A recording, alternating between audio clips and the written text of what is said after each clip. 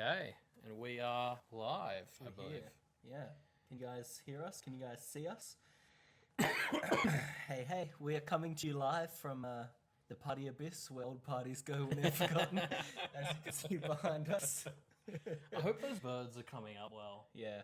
They're my favourite. We spent a lot of money on shitty decorations, so I hope you guys all appreciate that. So we're going to get into recording our first episode soon, but before we do that, we're just going to run through... Quick intro. Yeah, do an intro of what we're doing, I guess. Thanks everyone for joining us. We've got a good number of viewers here. So in case you missed it, I guess, we're doing a 24-hour live stream. We've partnered with a charity called Kids Undercover, which is an Australian charity that helps youth who are facing homelessness. It provides housing and stuff for youth, which we felt aligned pretty well with Blake's past. Yeah. Maybe if Blake had the support of Kids Undercover, the events of the story might not have happened. Or if Ross. Ross, whatever. Same diff. Yeah, actually, we should point out we're probably going to be doing full Pact spoilers here. We'll probably mention when things aren't Pact spoilers rather than when they are. There's a bunch of donation goals and donation milestones. Actually, on the screen, you can see our first milestone down here. Yes. Which is Firebird Peppers. If we hit $100, we'll get to that. And we've got a whole bunch of milestones going all the way up. There's some good ones in there. There's bonus content, bonus episodes, torture for us. A good mix all the good kind of things that you want to see. A good mix of positive and negative outcomes. And isn't that the most Pact thing of all? Yeah, exactly. We also have a bunch of donation incentives. So if you donate money at different tiers, you unlock different rewards. I guess let's run through them now. In fact, why don't we just open with we already received $20 from That's Orange true. Hat, yes, who split that up as two $10 donations. So we're each going to add to the Forsworn drink. Yeah, we'll explain this as we go. I think I'll post a link. I'll post the link to the donation page right now in chat. Here it is. Oh, I believe our voices are a bit quiet. Do we want to dial it up a bit? It will dial us up while I manually dial us up by bringing the mic in closer. I'm going to start talking through the... low in pitch, not in volume. Huh. That's, I guess that's what happens when you come from the abyss. Yeah. Things just go weird. I don't know what that means. We did notice something like that. We thought it was just we'll in our figure it heads. out. It's intentional for now because we're on purpose. spooky. So we're not too loud now, are we? Yeah, Hopefully. we should be fine. Yeah, They'll tell us if we're too loud. I've just posted the link to the donation page where you can go and check out the specific donation rewards. I think it's under the stream as well on Twitch. Yes, it's down under the stream. You can actually see the list of incentives there. Let's run through them now. Yep. Simple incentives, $2 incentive. Just ask us a question and we'll definitely answer, and we can't lie. We get to the lying stuff in a little bit, actually. But ask us a question. We can't lie. The $5 incentive is choosing one of the two of us to draw from Inominos's box. We've got a box full of a bunch of miscellaneous activities and challenges. Yeah. And every person who donates $5 gets to pick one of us to draw from this box and do a challenge at random. Yeah. That'll be fun. So depending on the segment, we may wait a while before acting on these sorts of things as well. We'll get them as soon as we can. Yeah. Some segments might mean we delay them. We don't want to interrupt the episode recording for 5 minutes to do a silly activity. We have a segment coming up later where we're doing a game jam. You can check the local times and schedule there, but for the duration of the game jam, we have some additional incentives as well. A $5 donation on the game jam will mean that we draw a tarot card, which will impose a kind of penalty on us, depending on the tarot card. You can see the list of all of them there, but it's things like we have to hold hands for 5 minutes, meaning we only can develop with one hand, or we have to delete our longer script, or we have to do all kinds of things based on the tarot cards. Awful stuff. The $10 incentive means that you choose one of the two of us to add to the Forsworn drink. We'll get to that in a second, but basically there's a drink that we're going to be mixing as we go. And if either of us lies, you guys, as the spirits, can call us out on lies, and we'll have to drink from the Forsworn drink. So, if we're not lying enough for you, though, $20, we instantly have to drink $20 and we'll have to lie and drink from it. We've also got some specific lies that we're seeding throughout the rest of the stream as opportunities for you guys to catch us. So pay attention. See how you go. Paying $20 during the game jam means that you will choose one of these tarot card punishments to apply to us, so you can be extra cruel. Paying $10 during our Pact Fates RPG means you'll get to compel one of the players. You'll basically force the players to act in a way that fits their nature. We'll explain more of that during that section. $20, you get to make us drink from the Forsworn drink. Yep. $50, you get to request fan art of your favorite character. We'll do it live. We'll kind of just do you a live sketch of your favorite character. We're not good at art, but we'll give it a go. Yeah, we'll do our best. And for $100, you get to choose a pilot season topic. So this is tied into what we're doing next. After Deep In Pact, we're actually going to do a bunch of one-off episodes of different types of ideas to experiment with different things that we want to be doing. We're calling that pilot season. Yep. And if you donate $100, you can pick an episode for us to do. So say you've always wanted us to do a twig deep dive, or a deep dive into whatever thing you want, pay $100 and we'll do the first episode of what that looked like. Yeah. And we might even do more if we like it. Yeah, exactly. That's not guaranteed. It's opening door. Yes. So those are all the donation goals. They're all on the donation page if you want to look. Yeah. I think that's probably everything. Yeah. I'm keeping my eye on chat. Okay. The tower. Yeah, the tower's a hard one. Yeah, cool. So, I guess people are keen on the twin deep dive. So if someone donates $100, we will do that as a pilot season idea. So what we should get to, though, is that $20 donation we've already gotten from Boris. Oh, yes. And we have to add $2 $1 to the... Oh, okay. Thanks. that was quick. Thanks, Kirkistan. Thanks, Kirkistan. So yeah, you can see our donation notification there. Yeah. Well, should we do the Firebird Peppers before we get into the thing then? Yeah. Let's go into the episode recording. Yeah. With those ready to go. Yeah. I'll add my Forsworn drink right now. Do you want to go get the drinks? Yeah. We'll do that. Okay, yeah, Kirkistan has immediately said, pilot season, On the Lam, an arc by arc podcast covering twig. Credit to Borange for the name. Thank you, Borange. Thank you, Kirkistan. Oh yeah, so we've got our Forsworn elements here that we're using to make our alchemical cocktail. God. That's So rough. we've got some whiskey, some rum, and some gin. Yeah. What are you going to add first, Elliot? I like gin. Gin. Okay. I think this cup through. Yeah. We got a cup that just seemed really cool. It says unicornio and it's got unicorns on it. Okay, there's a shot of gin. Okay, a shot of gin. Yeah. Where's You're the... I'm going to add some rum, I think. That's probably this one. This bad boy, is it? It's Jim Beam. It's close enough. I can't deal with upside down bottles. How do I actually work this? Just push those black things up. Yep. Yeah, keep going. It'll do a whole shot. Yeah, there you go. Oh my god, this is so high tech. I love it. Best $15 overspent at Aldi. All right, so yes, we've I'll pack added Forsworn the drink. Forsworn drink already. You can see. I'm going to show it to the camera. So Elliot's gin is like blue and make things different colors. So it's also going to have some weird colors in there. It changes colors depending on what it's mixed with. Yeah. Okay. So. Should we get into the episode? Well, I guess? we should. No, Kirkiston's already got his so milestone. this is a perfect example. We've hit our first milestone, which is Firebird Peppers. While Elliot goes and gets this ready, I'm going to set up our next milestone. Come on. Okay.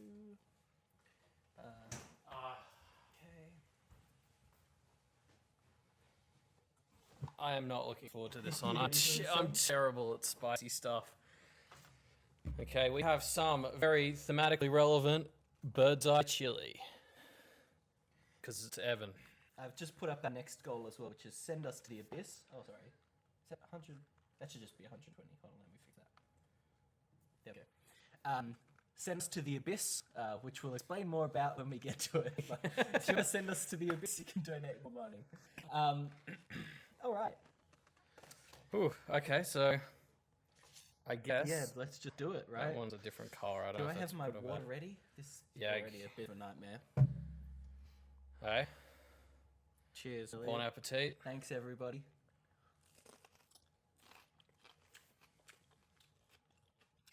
Yeah, here we go.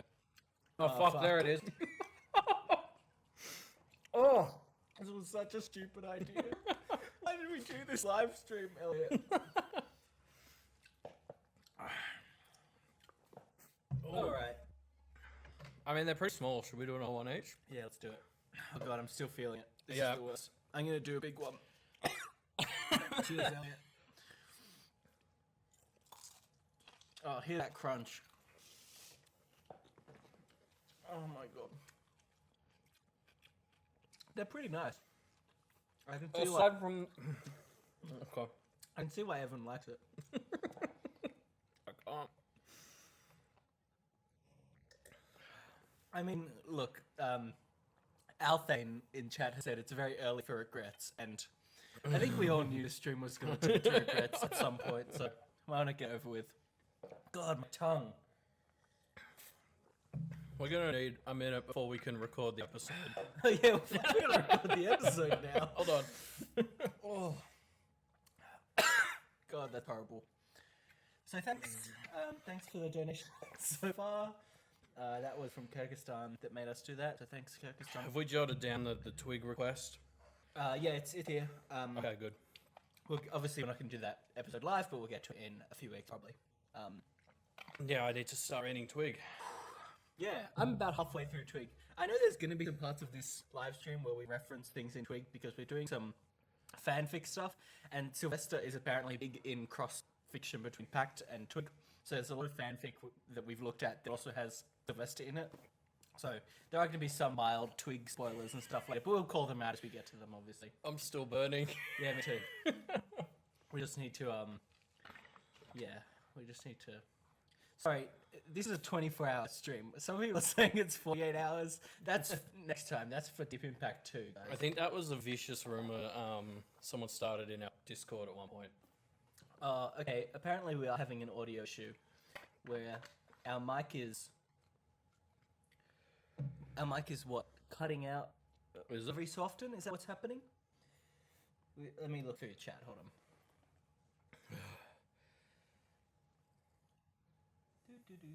Yeah, apparently it's cutting out for kind of... Sounds like it's skipping almost. Interesting.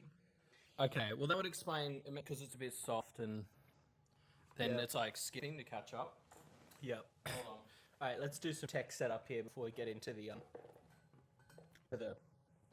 to the episode. Our audio's probably going to cut out now.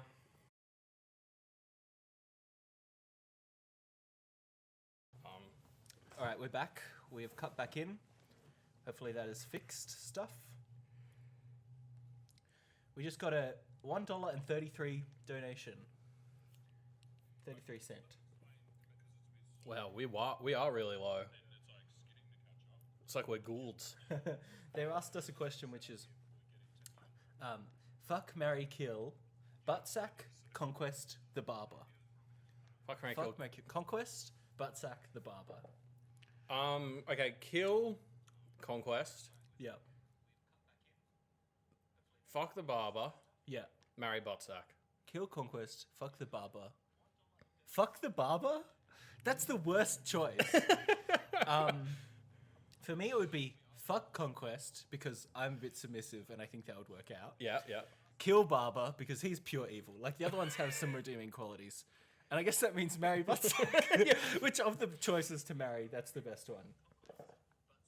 Okay, this seems to fix the mic on here. Yeah, let us know if you get that cutting out issue. We'll try another run at it.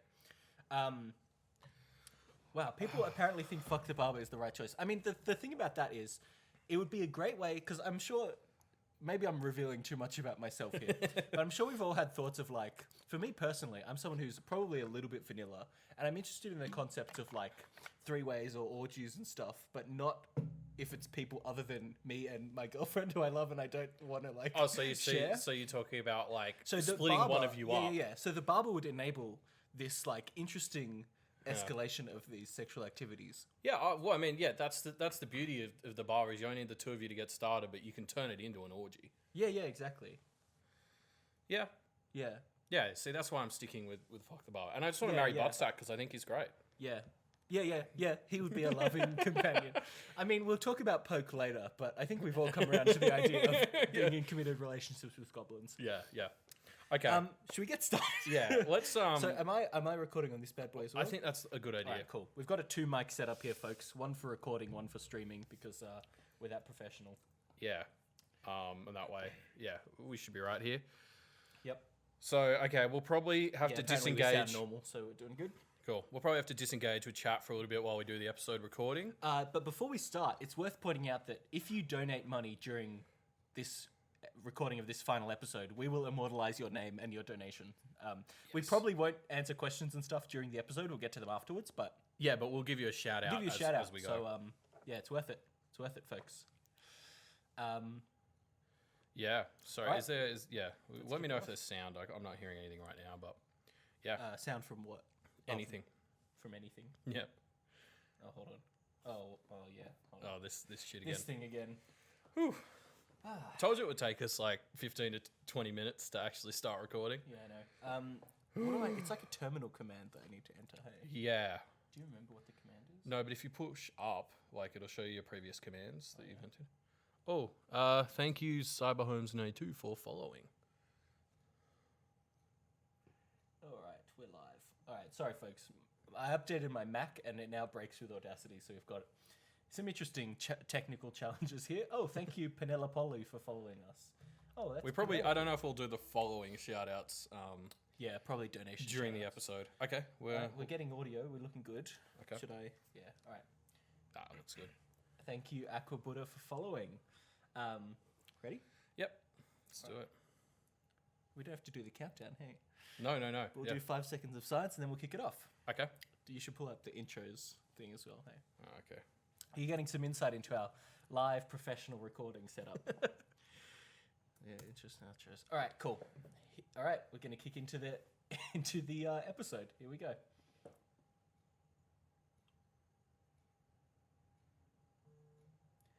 Hello and welcome to Deep In Pact, a proud member of the Doof Network where we dive deep into Wildbow's most deep impacted work 5 years on. Coming up next is Elliot Diebold. And that, for the final time, was Reuben Morehouse. For the final time, coming at you live, here we go. Wait till you see our special $2,000 thing that makes that true. Oh, yeah. Well, yeah. We are here live in our All Packed Up live stream. We're talking about the epilogue here. It's coming to an end, Elliot. God. Yeah, I'm a mess of different emotions right now. Yeah, it's weird, isn't it? It's weird to, when we were doing our notes for the epilogue, like yesterday or the day before, it really started to finally sink in. Yeah.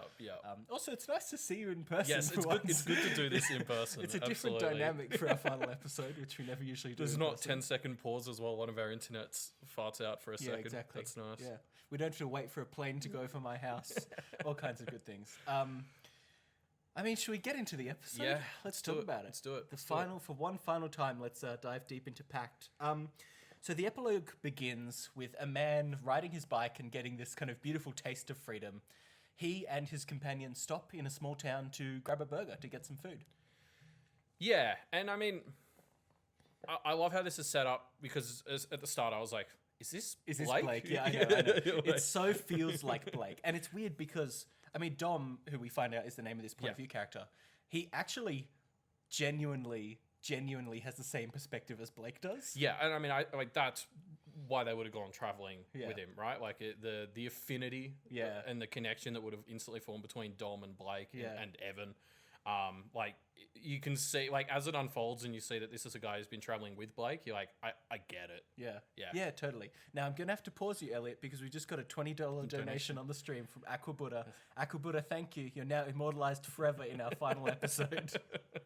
But talking about Dom and Blake and how similar they feel, it's wild. And we'll touch on it in a bit, but there's this vibe of how they feel about the bike and the sense of freedom that they get, which is actually just exactly the same, almost verbatim of what we heard from Blake when he was in Toronto. Yeah, I'm jumping ahead a little bit in the notes, but there was a quote from, I think it's 7.3, when Blake was in his safe zone. No, thank you.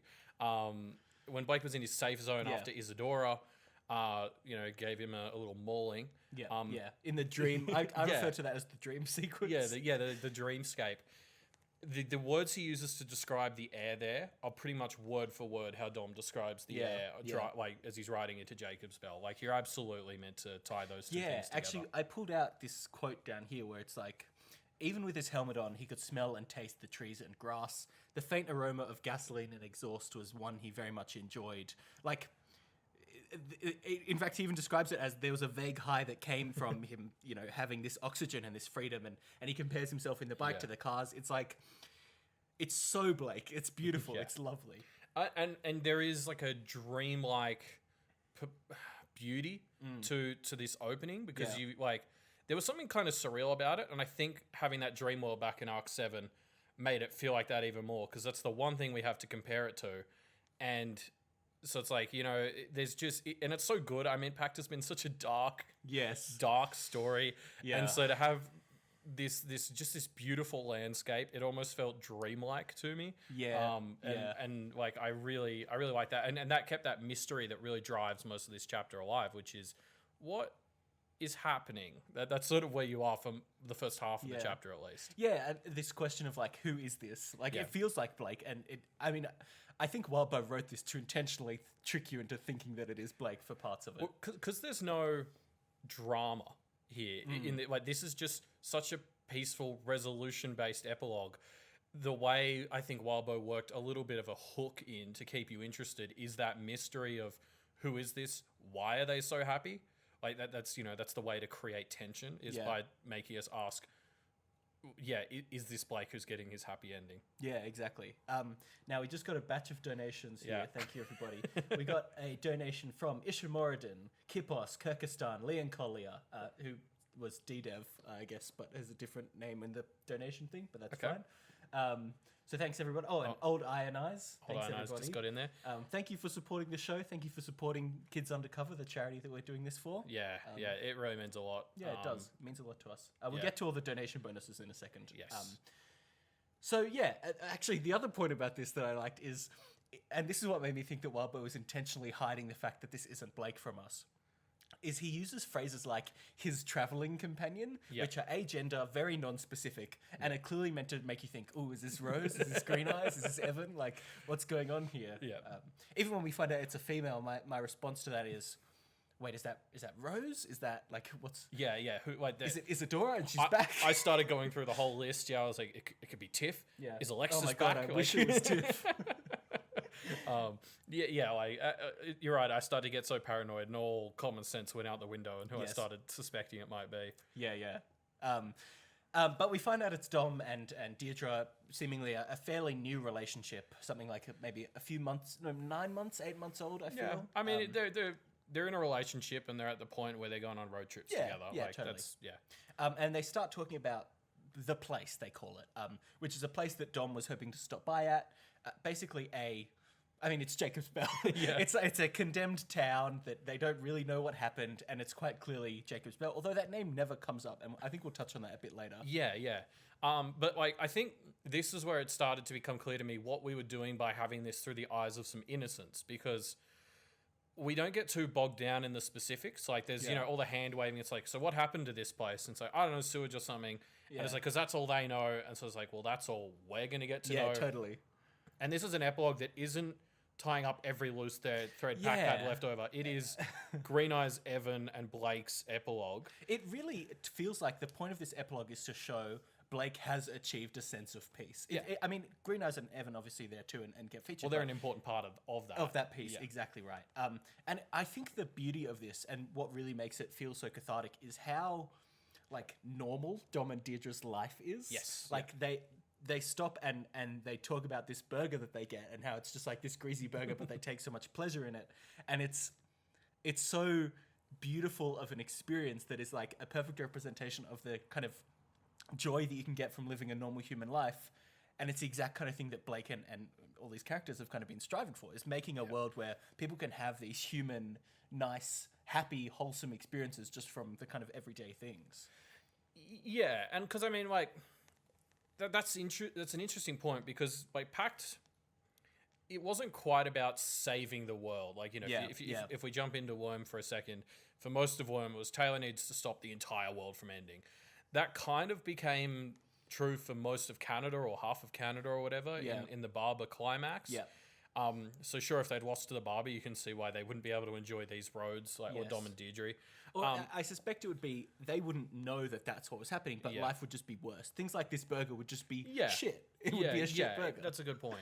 But yeah, you're right. They're like, the positivity of their normal lives just really emphasizes that things are good, or life can be good again. Yeah, exactly. Is sort of the perspective. And again, like, putting that into innocence really highlights that and lets us focus on just the parts of this that we need to focus on, so we're not getting bogged down in where are the Duchamps, Yeah. where are the Behaves. Yeah, I mean, you Like, call yeah. it bogged down, and that's probably fair enough. But I do wish. Oh, I still want to know, but Yeah, like I that's know. not what this epilogue was trying to do. Yes, Yeah. and I kind of wish that if there was an arc of epilogues like we got in Worm, for example, this would be the final one, obviously. Yeah. But we'd get to see, what does it look like for Mags to do whatever she's going to do next, or what do the Duchamps look like now? Yeah. And we actually do get How's some of that Alistair in Poke. coping with his fiancée living Yeah. in the abyss? Are they falling in love now? What's going on? Yeah, have they moved to the abyss? Yeah, and like Jacob's spell being contaminated, we're kind of maybe a year or so after the story ends, it seems. Yeah. I'm so curious what that actually means from a like world technical implementation perspective, but I understand that's not really the point of this epilogue. Yeah, exactly. Like we can dive into it, but that's not what the epilogue wants to do. Yeah. So Dom starts talking about something that happened last year, and he reveals to Deirdre that he makes a whistling sound, and this bird comes out, and he reveals that this bird was with him last year, and it's a cute little sparrow, and it's pretty obvious, basically immediately, that it's Evan.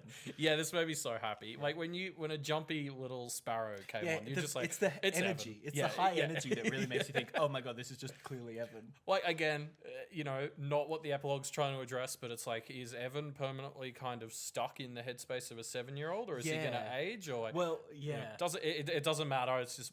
It's close enough that we can be like, yeah, this is Evan, and that just Yes. makes you so happy. Like, And the thing I love about this as well is it's so clear that Evan is talking in response to the things that they're saying. I absolutely love this because as they ask him questions, he's clearly getting indignant and responding, and they're unawakened, so they can't hear him. But we can kind of imagine the gaps there. Yeah. It's so fun. there is one bit where he just sort of chirps at them continuously for 30 seconds, and I was like, what's he saying? I want to know. Yeah, totally. It's great, but it's seeing Evan in a situation where he's happy and there's no threat. It just makes me so happy immediately. So Dom shows Evan to their bikes, and Evan starts to get really excited when we see that there's not just one bike like last summer, there's 2 bikes here. Yeah. And I mean, again, it's just fucking adorable. Like, and you start to get excited because Evan being Yeah. excited by the fact that it's 2 bikes. It indicates pretty clearly yeah, that you- something's coming. And you know who Evan's probably going to be like partnered with. Yes. Yeah. So the next thing that happens, I mean, yeah, you get this moment of like, he's really excited to like get Blake here too. So Evan flies off, and Dom's a little bit surprised, but Dom eventually ends up following him to this strange clearing where they see a girl with platinum blonde hair bleached whiter by the sun, but the voice, the laugh, and the fit of the seafoam coloured sweatshirts she wore suggested the latter. Now, I've cut out the part of that quote that means we know what the latter is, but we see this, and I mean, I immediately thought Green Eyes, right? Oh, yeah, absolutely. But it's fun. It's fun kind of seeing this poor guy's like unawakened brain struggle to be like, Yeah. oh yeah, nice shirt. Nice translucent skin sweater pattern that you've got on there. And I think I like how that these sorts of bits of really obvious, like muggle blinders. Yes. They're kind of equally spaced out throughout the chapter, and I think that's to make us look for the more subtle ones. Like there's a couple of more subtle, like, oh, that's not quite what's happening, is it? And you sort of trained to pay attention to those by these super obvious ones, like, oh, Green Eyes' sweater or whatever. It's Yeah. like, she's not wearing a sweater. Yeah. I mean, she could be, but it's pretty unlikely. So Dom kind of calls out to her, and Green Eyes gets spooked and splashes into the water. And suddenly another sparrow appears in front of Dom, like kind of swoops at him, basically, and he falls backwards. And he sees it's Blake. It's Blake Yeah. as a sparrow. Yeah, again, this is another one where it's never said to us it's Blake, but did anybody doubt Well, that it was there's Blake? this one Like, line where he says the sparrow had like a bit of twig sticking out, Yeah. out of its feathers, and you're like, okay, we get it, Wild It's like, yeah. yeah, it's so, like, Blake being a little sparrow, it's so perfect. Like, this is just... Yeah, it's good, right? I mean, let's talk about this as the ending for Blake.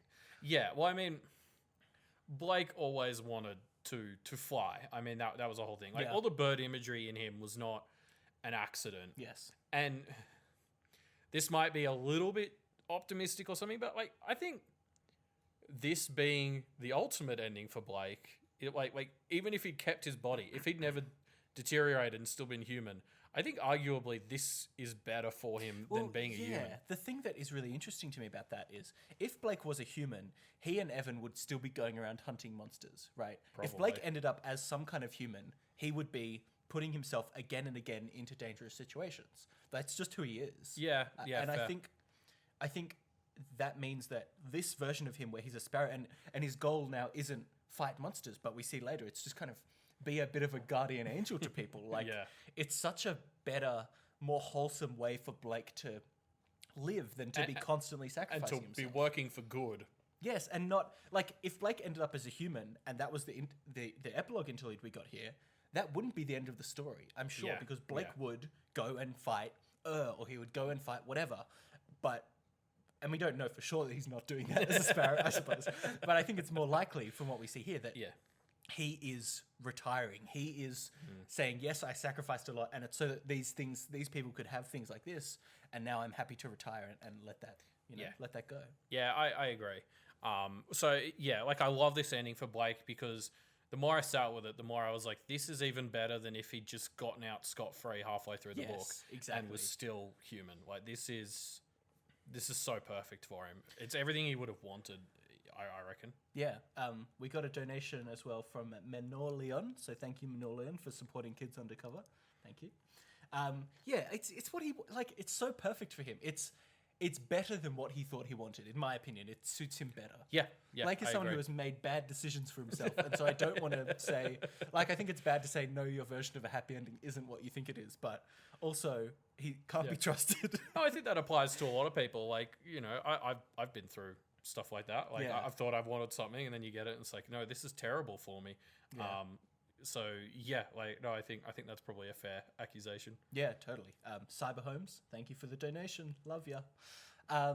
So Dom heads back to the bikes, and the two sparrows, Evan and Blake. I mean, are they? Yeah. Yeah, No, the yeah. two sparrows, Evan and Blake, head back and kind of settle into places, one on each of the handlebars, and they get ready to set out on a little road trip. Yeah, and I mean, it's just like this is where the chapter stops having that tension of the mystery going on. Like I was talking about how the first half of the chapter is driven, or it hooks you in by who is this? Yeah. Why are they so happy? And now we kind of know what's going on, and so now the story just kind of, or the chapter is just like, okay, have all the positive vibes. Yeah. Like it's just so much fun. It's- the way yeah. the way Deidre's like, oh, I'm gonna call him ugly, and Evan just starts pecking her bike. Like, it's just pure fun, Yeah. right? There's no complications, there's no threats. It's yeah. just to earn the respite that you've earned, Blake. it's and that's- pure happiness. Yeah, it's peace. It's peace, right? And it's beautiful.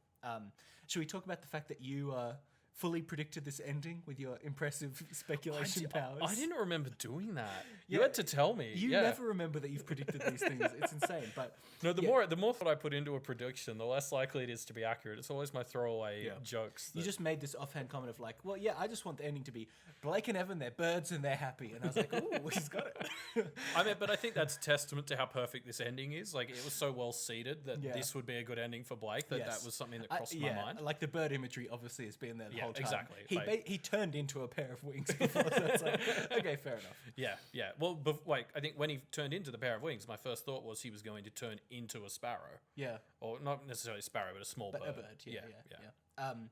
So yeah, they Dom describes actually how last summer these birds were with him again, and he describes this experience of Blake saving his life, right? Which was he's on his bike and a car started merging into his lane, and he had this moment of realizing, oh shit, I'm gonna get hit by this car and there's nothing I can do, until Blake, I don't know, like body slammed the car and kind of spooked it into not changing lanes. Basically, if you had any doubts that this was Blake, still, Yeah. the fact that you've got a sparrow that's body tackling cars, Yeah, full on body checking you're the like, car. yeah, it's Blake. It's Blake. Yeah, and I love this because it shows to me they've gotten away from this end goal that they originally had of, Blake's goal was work myself to the death until I stop all the monsters that I can, and now instead it's protect the wholesome people, protect the good people, to make the world a better place, but in a way that isn't about tearing myself and the bad things down. It's about lifting myself and the good things up, and that's so Yes. much more wholesome. Yeah, you're right. It's less risky, as well. Yeah. Yeah, like it does make me wonder. There were some vibes here where I wondered if they were maybe kind of explicitly acting as guardians of the border of Yeah. Jacob's Bell. It's probably not worth getting bogged down in that. We don't need to worry about how it works too much. 'cause yeah, that's not but, really the vibe. But yeah, there is just like there's a nice sense that they're just kind of living a good life. yeah, I actually find it interesting that they have decided to stay at Jacob's Bell as opposed to moving to Toronto or wherever. Yeah, I mean it's on a lake, which is good for green eyes, yeah, and it's a forest, which is good for the birds. So Fair it enough. actually makes sense. Who needs more than that? Oh yeah, I want to pull this out as well. So Dom mentions that last summer they rode with him all the way to Wisconsin. Yeah. Anything to say on that, Elliot? So there wasn't until you pulled this specific line out. I pulled it out specifically because I knew you weren't going to dive into it unless I did. No. So yeah, like that. Once it was pulled out for me, that's where Zoe's grave was. Zoe Artana, Yes. the witch from the Drains. That's such a nice little detail. I'm really glad you pulled it out because I would have missed it. I missed it until it was pulled out in our Discord. So. Okay.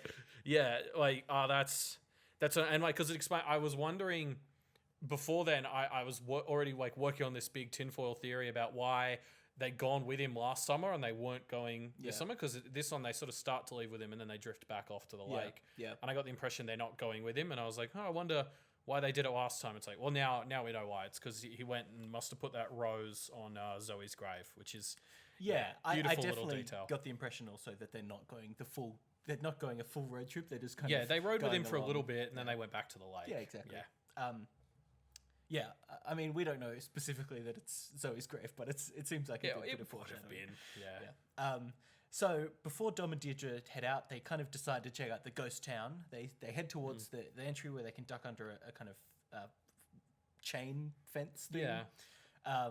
But the sparrows seem to not want to go in there. Yeah, I mean, this is a fun little tease at the potential like mysteries that could be resolved for us. Like, Yeah. like when this first happened, I was like, "Ooh, Rose." Yeah. Rose, Ooh, are we going to see Rose? Are we going to see Alistair? But yeah, and I think this part existing as well is what reinforced this idea to me of, yeah, okay, this might be their role now is to kind of keep people out. Yeah, which is not a terrible role. No, yeah. The thing I found really interesting about this is it's never referred to as Jacob's Bell by name. Yeah, right? yeah. And I think that's so cool because it's this vibe of not only has it been condemned, but it's actually been kind of scrubbed a bit from like people's perceptions. Yeah. It's actively being warded away from people even knowing that it exists or even being connected to it by saying its name. Yeah, they're not really thinking of it. And like, I hadn't noticed that until you pointed it out. And then I was like, oh, like, yeah. And Yeah. Mags's hometown had the same thing happen to it, right? Like, we Yeah, never learnt the name yeah, of Mags's yeah. hometown. Like, that's just what happens to these places is they get wiped off the map. Yeah. Yeah, it's interesting. So clearly Rose has been busy kind of scrubbing it down. We got some donations. We got a donation from Molly and we got a donation from Aqua Buddha. So thank you, everybody. Yes, thank you both. Yeah, so basically the sparrows seem to indicate, no, don't go in there. And Deirdre says, oh, I've got a bad feeling about it. And so they decide to turn around. And they head out on the bikes. The sparrows jump on the bikes and ride out with them. They drive on past the water, onto the highway, and leave it all behind. Yeah, and I mean, like, touching on the whole Dom and Blake, like, affinity, there's that bit where Dom kind of gets this gut feeling about the water and the girl he saw. And Yeah. it hasn't quite cracked his innocence, but he's sort of like, why don't we drive down by the water? And then, like, Blake, like, sort of looks up at him, and it's just everyone's like ooh. and because Blake has been so... Stoic? Yes, yeah, like so focused the So whole thing. bird-like? And that's the point where like Blake can't help but just like go and look up. And like that was the part where my heart just melted. Yeah, like yeah, it was just yeah. like, oh, this It's is beautiful, isn't so nice. Everyone's just getting everything they want. Like we're just having the No goodness just like complications, yeah. shoved down our throats. It's so nice. Yeah, I mean, that's why we don't, to be honest, that's why we don't focus on other characters like Mags, is because their story isn't done yet. And we Yeah, don't get yeah. to see the happy ending for them. We just wouldn't. But for Yeah. Blake, we get to see the happy ending. It's Yeah. beautiful.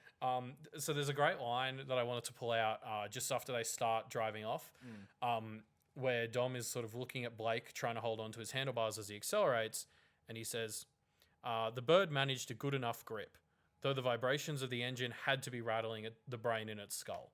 The tough little critter didn't seem to mind. And I mean, yeah, like again, I'm starting to sound like a broken record, I think, but it's so nice. Like, that's such a Blake thing to be like getting the shit rattled out of you by the handlebars, but like But he's being into it. yeah, but he's not holding on for like, I need to do this to save my friends or to save the world. It's like, I fucking love this. Yeah, he And just like loves that, the thrill. It's so Blake, but it's so good Blake, Yeah, which is it's what we've been wholesome talking Blake. about. I love wholesome Blake. He's my favorite.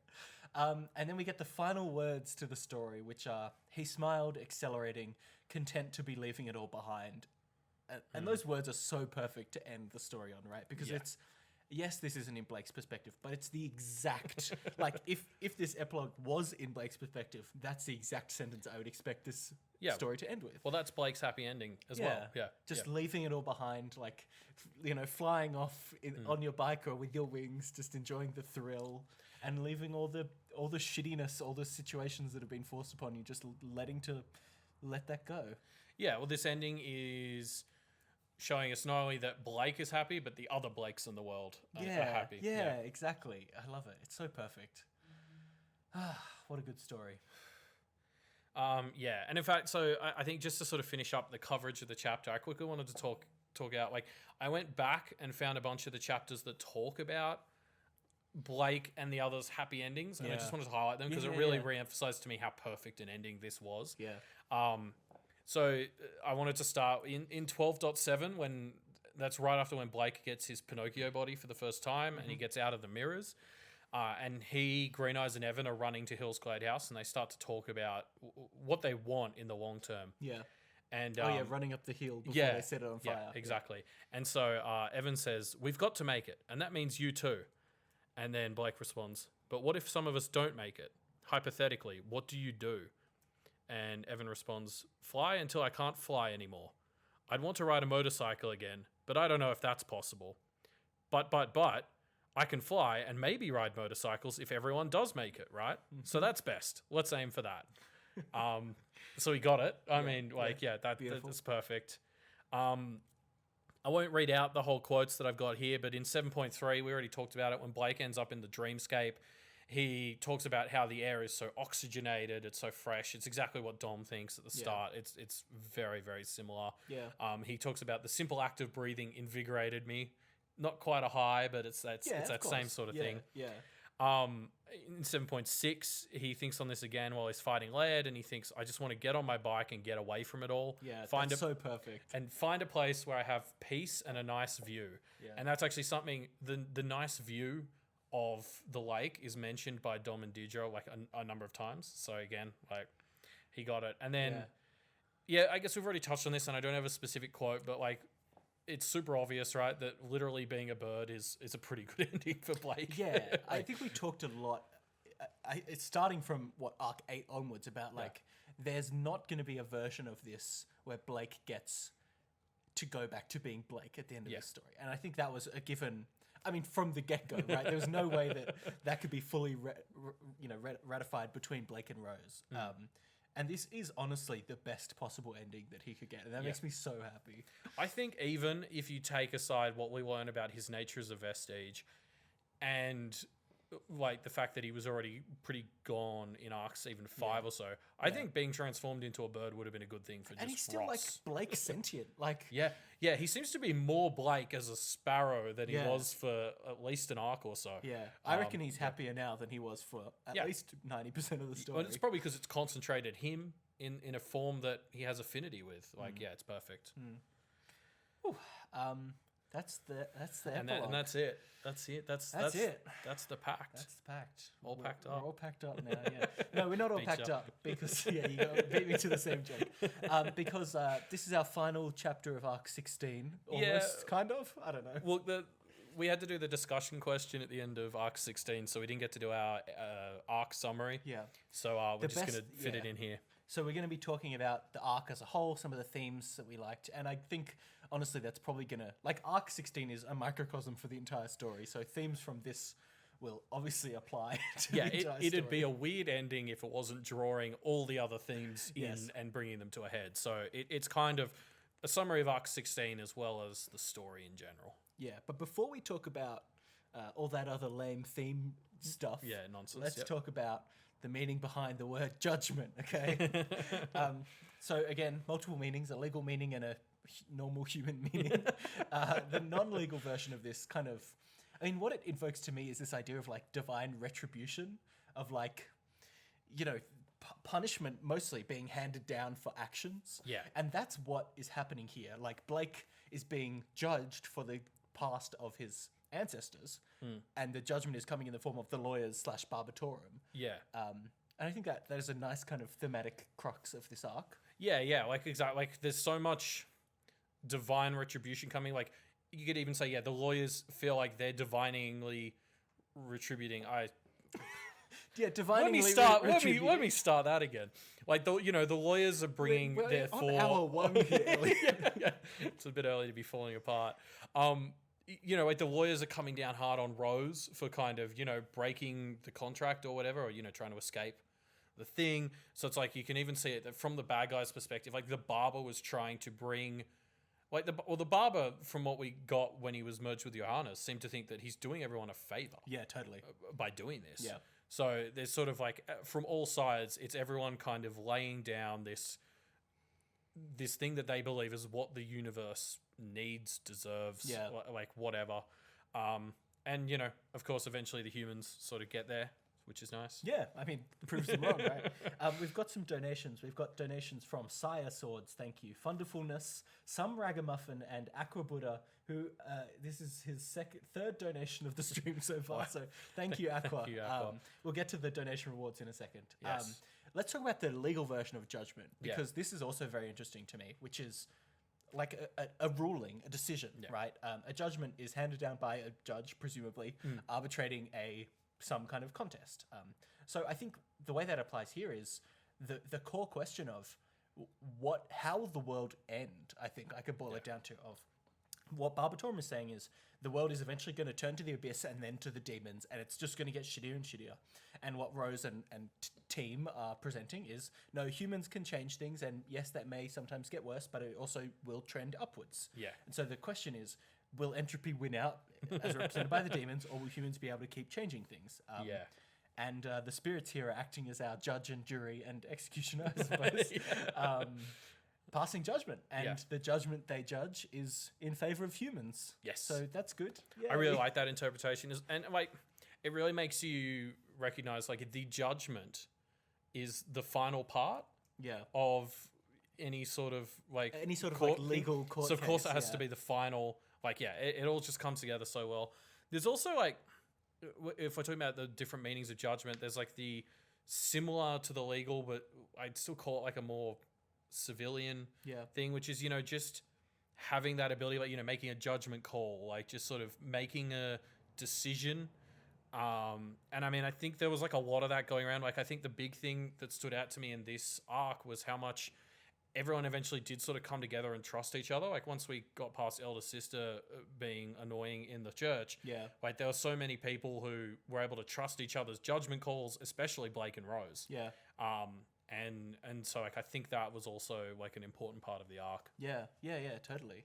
Yeah, coming to this idea of what you said, kind of trusting each other on these things. And I mean, that trust in each other as well as themselves is what ended up winning the day. Yeah, totally. We got a donation from Synths. Thank you, Synths. Thanks, Welcome Synths. to the Immortalized Club. Let's talk about some of the themes of Arc 16 that are also just kind of microcosms for the themes of the story. Yep. I mean, here's a big theme. Blake sacrificing himself for everyone else. That obviously gets even worse, if that was even possible in this chapter, as he goes from being a kind of passenger inside Rose's mind to a silent passenger there, to taking over and exerting the remnants of his stick body, to fading away to just being a pair of wings, to then a hand, to then a hand that can't really move, and then to a bird. So it does end out well in the end. Like I think that's the thing. He gets his reward in the end for being so selfless. Yeah, exactly. It's been so much self-sacrificing of Blake, and finally he gets to a point of happiness, a point of peace. Yeah, it's I think he was always fighting for the right thing with a lowercase r, and he's eventually rewarded for it.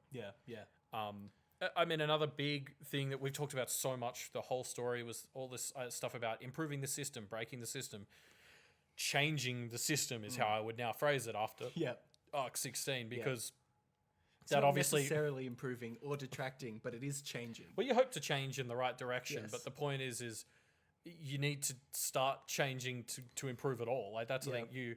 If you're not changing it at all, you're not going to improve or make it worse. It's just going to stay shitty.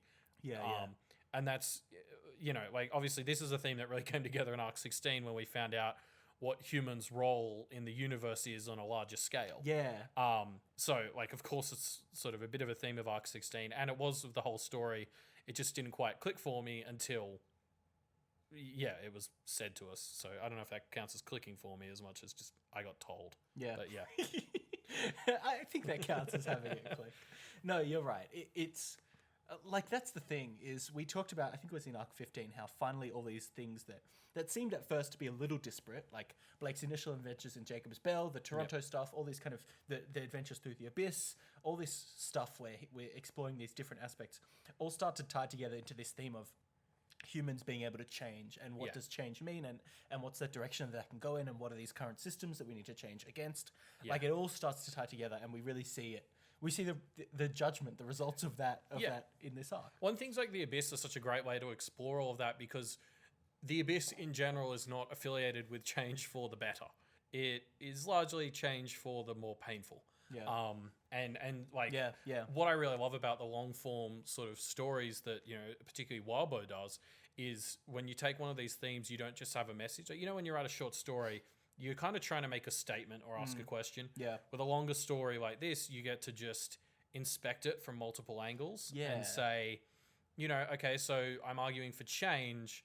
Change isn't necessarily good, so let's build a place that changes everything for the worse and integrate that in and sort of make some statements about that. Yeah, you're right. It's not just a single statement. It's a collection of possible ideas about a theme. But then I think the ultimate thing that comes out of that is, yes, change can be bad, but this is what it also can do. It can lead to these positive situations. And I think the next theme I want to talk about is the overall optimism of this story, right? Because that's really what wins the day in the end, is the optimism, the ability of Rose primarily, but the whole group, to argue that no... well, Peter as well gets some good effort there. The ability of the entire group to argue that no, things can get better. Like, things were shit before, and things are... sometimes shit now, but less shit than before. And look what could happen in the future. You could just be a cool bird flying around and having a good time. Things are shit, and you're giving up and accepting it by not trying to change things. Something that I think was also a recurring theme in Pact and came up a lot really at the end of Arc 16 is the fragility of these systems and these power structures. It kind of ties into what we've just been talking about, but a lot of these things in Pact seemed a lot more set in stone and less malleable than they actually are. Well, if we can do one more capitalist metaphor for old time's sake, Elliot. I've been talking around that, It's the idea that, to me, is that these systems that seem really strong on their face only are that because of the people that back them up. Because we believe in them. Exactly. And I mean, if you change the way you think about a system, if you change what you want a system to do, you can change the system. And I mean, like we read Sapiens on Media MD. We're familiar with all the stuff he talked about there about how, like, money isn't really real. Like, we're not carrying around the real things. It's just a bit of paper. And we all agree it has value. And that's not so dissimilar to what Pact is saying about everything. And exactly. In fact, money is kind of... we are the spirits determining that money has power, right? Exactly. Money is the deal that we all make. But do donate to Kids Undercover. Yes. Sorry. Money can also be used for good in this system. Capitalism is not necessarily always all bad. Although mostly. So, I mean... Took a weird turn in our charity live stream there. So I think the strength of this ending is so well deserved because of all that. Because this was a story that so beat you down and was very negative. And I liked that, but there is just this turnaround, like the last 4 chapters, where it's just like it was all worth it. Well, this is the thing: every time these sacrifices were made by Blake and stuff, it was things sometimes got worse, but they always changed. They always progressed. And so it was this idea of we are getting somewhere eventually. It's not that things are continuing to be in the exact same situation. Things are changing and other threats will come in and it's continuing on. And eventually, once we've gotten through all the threats, once Blake has chopped off enough body parts, we'll get to a point where we've actually stopped all of the challenges. And that's what this epilogue finally is. Yeah, exactly. Because the thinking, even as far back as Granny Rose, was if we just upset the table, we can like alter the spinning top, and then we just got to hope that we can push it in a good direction. And they eventually got there. It's the pigeon on the chessboard strategy of exactly. fuck everything up and just hope it works out in your favor. Yeah. Which is Blake's guiding strategy, I guess. Yeah. That's all the themes from this story. So thanks. We will be, if you're listening to this on the podcast feed, we're going to be releasing one more episode, which is just our general retrospective. Okay. If you're listening to this live, that's going to be the thing we talk about next. Now. I guess check out our discussion threads. I guess we'll post a discussion thread for this one. What did you think of Pact? Yeah, exactly. A bit of a final one. But we can't tell you when the next episode is because there really isn't one. Yeah. There'll be more stuff coming. Keep your eyes peeled. If you want to review the podcast on review forms, Apple Podcasts, Stitcher, that will help more people find Pact, which I think in our contemporary dark ages that we sort of live in today, this is not the worst optimistic message to get in front of people. So So share the show. Check out our Twitter at MediumT Podcast. And head to doofmedia.com to learn more about all the other shows that are on Doof, because now that Deep In Pact is ending, you just got to go to a different Doof Media show. Episode by episode discussion podcasts. We have a few of them. Yeah, we've got Waters running March's Madness at the moment, so hopefully I get this episode out quick enough for that statement to still be relevant. Yeah, true. We'll see when this episode comes out. Check out patreon.com/Doof Media if you want to donate to Doof Media and support all the great shows. This show definitely wouldn't exist. And this 24-hour live stream wouldn't exist without Doof Media. Yes. It is very important to us, and this community that we've come to has become a really important part of our lives. So if you want to be a part of that community, it only costs you $1 a month. Yes. And Walbo has a Patreon, patreon.com/Walbo. I mean, he wrote Pact, so you gotta give him some got to give him the credit for that, and give him the money as a form of credit. Credit is in capitalism. It means money. So extend a line of credit to Walbo by giving him some money. And then, of course, I think the donation page for this will still be live, so we'll include it in the show notes. Yeah. If you're feeling extra generous and you want to give some money to Kids Undercover as well, and you're listening to this after the fact, there will hopefully be a link for you to do that. What we'll do is, we'll keep up the donation for the stream link for a while. And then we'll replace it in the episode description with just the link to donate directly to Kids Undercover, not for the stream once we close all that stuff out. Yeah, it makes sense. So there'll always be a link to donate if you want to. Yes. And that's it. That's it. Yeah. We've dove deep into Pact. Thank you for joining us. It's been a really wild experience. Yeah, it's been crazy, but in the best way. And congratulations to Drunk Peter for sneaking in to be the last member of the Immortalized Club. Yeah. That's us. Yeah. Thanks, everyone. Thank you. Outro music. All right. Now, we'll get to the stuff in chat in a second. I'm just going to save this audio so that we can deal with that later. Yes, save. Thank you. Okay. Yeah, I just started a new recording. We'll record each segment separately. Cool. Man, that was the final episode, huh? Feels wild. It's such a mixture of relief and also sadness and also panic that there's still 23 hours of this live stream to go. Yeah. Epilogue.